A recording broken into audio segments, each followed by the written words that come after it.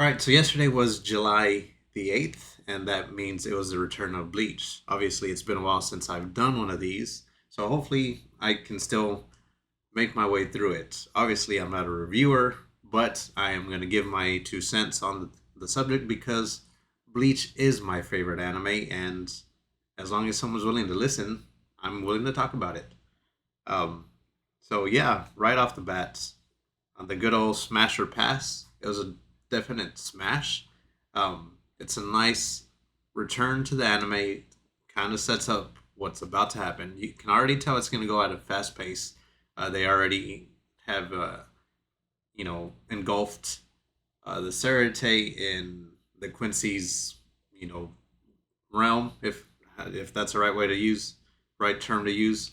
Um, but yeah, we had some scenes with Yuhaba and Uryu, and of course him explaining why he was the successor. After that, we had some of the Quincy, show their personality. Some Bambietta had her sex scene, if you may, where she killed her subordinate after she had her way with him. I know some people were worried that that was going to be cut out, but it thankfully wasn't because it shows the type of character she is. She's, kind of evil, and that's the whole point on some of these Quincy. They're not very nice. Also, you saw Baz B getting a little angry that Uryu was named the successor. Um, we got the tease of him and his um, the second in command, and for the life of me I can't remember his name. Um, we had some cute moments with Uryu, or excuse me, Orihime and Chad and Wakamundo. Of course, they had the tease of Grimjow. You saw him on the sides, and they also gave you a little tease of the Fullbringer that get brought back into the fold. We saw the Vizards that are in on the Earth realm, basically being asked to get ready to help get ready for the upcoming fight that everyone's going to deal with. And finally, we had Ichigo, who is with. Well, before that, we had Rukia and Renji and Byakuya, who have continued their training with Squad Zero. They are getting accustomed to the world. But Byakuya has been getting healed.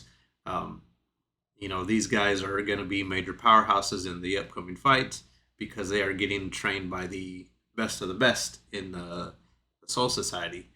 Um, and finally, back to our main character, Ichigo, we saw him with Squad Zero basically going through his training, and it's not your typical fighting style training.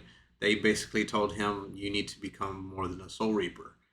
With him being in Squad Zero with the Soul King, I'm assuming he's going to get a nice little power up.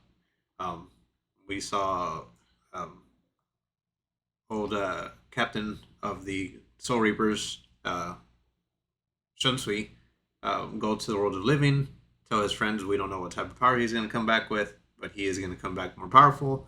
He may not be able to come back to the world of the living, so here's some soul tickets so you can see them or see him. Worst case scenario type of deal. Um, but this was a very, like I said, a setup episode. I am excited that the show is back. Um, and that's pretty much the gist of it. We had Orihime saying that this peace is nice, that everyone's working together to basically protect the world. But just as we learned last part or last quarter or last season, however you want to cut it, things are moving fast. So things are going to continue to move fast, and we are going to jump into the fights next week. And I'm not too sure how many chapters they're going to cover. That's not my cup of tea. But this is a good continuation of where we ended last season. There was no recap of any kind. It was just on to the next part of the story. The way I'm kind of feeling that this whole Thousand Year Blood War is going to basically become one big old anime broken down into three or four parts, however they're going to do it. Because on Hulu it says season one, part two.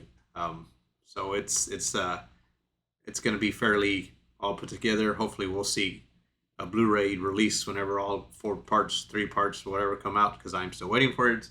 I will add it to my collection, and I know of the corrections they've made in the Japanese Blu-ray, and I want those in my collection as well. But yeah, Bleach is back. Regardless of what the internet says, I tend to ignore most of that shit. Um, I'm happy. I'm excited to see where we go because we know it's going to go super fast, and we are going to get more um, concise storytelling because Kubo is heavily involved with the production team. Um, Production team has not missed a step. Art still looks good. The opening song is super good. The opening video, it's a nice little cute semi callback to some of the older Bleach openings where it shows slice of life type of deal. But yeah, that's pretty much the gist of it. If you are not watching it, I highly recommend checking it out.